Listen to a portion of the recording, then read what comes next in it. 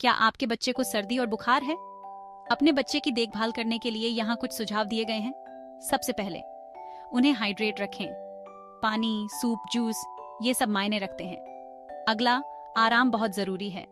सुनिश्चित करें कि उन्हें भरपूर नींद मिले। बुखार के लिए गुनगुना पानी से नहलाना बहुत फायदेमंद हो सकता है। बर्फ जैसा ठंडा पानी नहीं, बस लूकवार्म। बंद नाक के लिए अपने बच्चे को स्ट्रीम भी दे सकते हैं। अपने बच्चे के रूम में कूल मिस्ट ह्यूमिडिफायर का प्रयोग करें।